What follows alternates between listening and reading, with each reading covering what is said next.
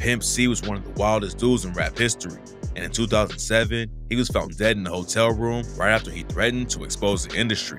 The official report says it was an accidental overdose, but there are a lot of sketchy details and unanswered questions about his death, and today we're breaking it all down.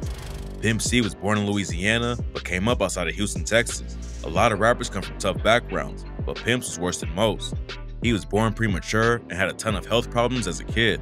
His legs were messed up from a birth defect, so he had to wear braces just to walk.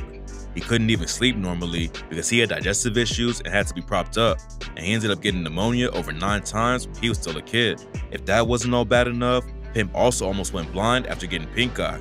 Even though he was sick all the time and going through major health issues, Pimp always loved music.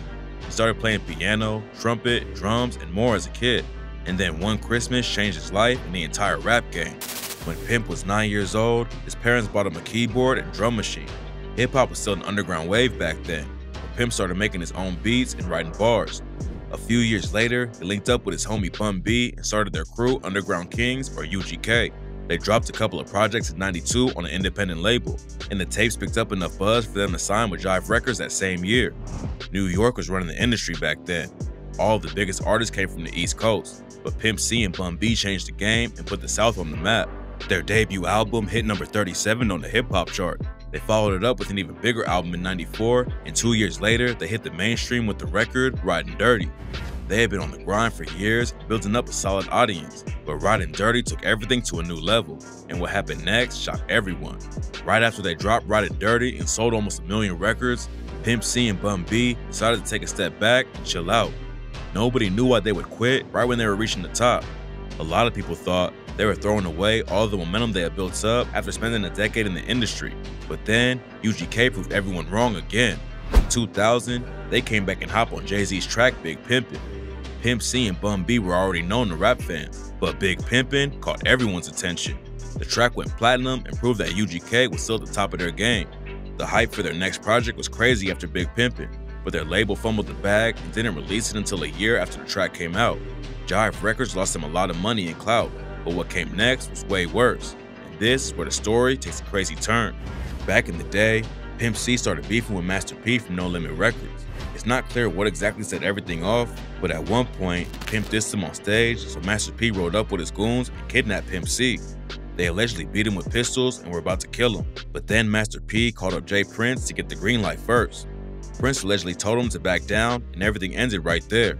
And Pimp later confirmed the story on the track I Know You Strapped and said, "You niggas weak, so you call Houston for the hit, but didn't know that we got gangsta niggas all over this bitch. So now you bitches gotta deal with the king, ho, cause you done crossed me 3 times. We just can't let that go."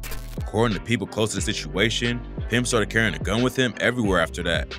And on December 16, 2000, it ended up getting him an 8-year prison sentence. Pimp went to Sharpstown Mall in Houston by himself that day and had the strap in his coat. He walked into a record store, and that's when a woman followed him in and allegedly started dissing him and UGK. The situation got heated after she brought up Master P, and they started screaming at each other in the shop. The woman allegedly went to reach inside her purse, and Pimp thought she was pulling out a gun, so he lifted his mink coat up to show her he was strapped too. It's not clear if she had a gun or not, but luckily nobody started letting off shots. But after she left the shop with her homies, the woman told the cops that Pimp C pulled a gun out and threatened to shoot her. The cops approached Pimp in the parking lot to arrest him, and they allegedly beat him up so badly that he went unconscious. He bonded out the next day and was put on probation when he pleaded no contest in 2001. But the next year, he violated his probation and the judge handed down an 8-year sentence. Everybody knew that the case didn't make any sense, but there wasn't anything they could do about it. Bun B started a Free Pimp C movement to keep his name in the spotlight, and Pimp ended up dropping his debut solo album From Behind Bars. Getting sent to prison was definitely a blow to Pimp C and UGK, but he only had to serve 3 years before they let him out. Nobody knew if Pimp C would have the same kind of buzz in the industry, but 2 years later, him and Bun B dropped their 5th album and cemented their status as legends in the game. Their album Underground Kings debuted at #1 on the Billboard 200, and the track International Players Anthem, I Choose You, became their biggest hit yet. They picked up a Grammy nomination for it too, and by that point, it was clear that nothing could stop UGK. Pimp and Bun had been working together since the 80s, and they were finally getting the credit fans knew they deserved. But just a few months after the album dropped, tragedy struck and the rap game took a massive loss. In December 2007, Pimp C was staying in California and recording new tracks. He hit the stage with Too Short and planned to meet up for dinner a couple days later, but Pimp never made it to the table. He was scheduled to fly home and get picked up by his wife, Shannara, but when she didn't hear from him that day, she called the hotel and asked him to check on him. And when the hotel staff walked in, they found Pimp C dead in his room. According to Pimp C's manager, Rick Martin, Pimp was kneeling down like he was praying and there was blood everywhere around him. At first they thought he had been shot in the head, but the official report says he died from a combination of sleep apnea and lean. Pimp always had health issues and raps about lean all the time, like on Big Pimpin' when he said, "Smoking out, pouring up, keeping lean up in my cup." And mixing that with an issue like sleep apnea can definitely be deadly. But a lot of people think there's more to the story. When Pimp got out of prison, he didn't want to just get his bread up.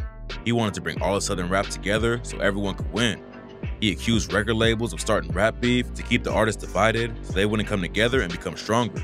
Pimp knew that if everyone stopped the drama and worked together, it would mean more money for everyone. And on the track Knocking Doors Down, he said, "Y'all niggas got the game fucked up. All you record company people need to shut the fuck up, cause y'all keeping up that bullshit rapping. The white people laughing at them. That's what's happening.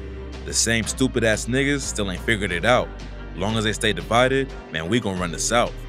Pimp also dropped a wild interview with Ozone where he called out Russell Simmons from Def Jam and threatened to expose the industry. According to Julia Beverly, who wrote a biography about Pimp C, his mom believes that the overdose wasn't an accident at all. She said that there was a very shady, strange character hanging around when he died. His mom thinks he was poisoned, and there was someone with him when he passed who was a very shady, strange character. So there was actually a person of interest. Too Short also thinks that Pimp's death was sketchy. He said after it all went down, he tried to get answers about the scene, but nobody would tell him anything.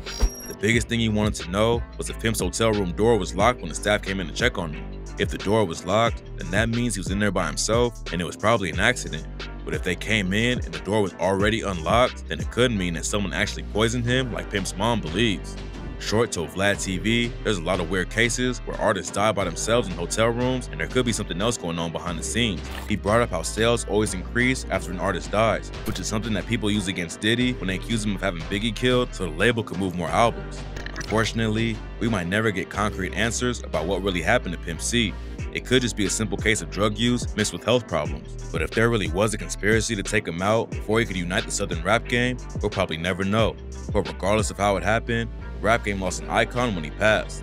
Pimp C and Bun B helped pave the way for every Southern rapper in the industry right now, and his legacy lives on through the wave he helped create. Rest in peace to Pimp C.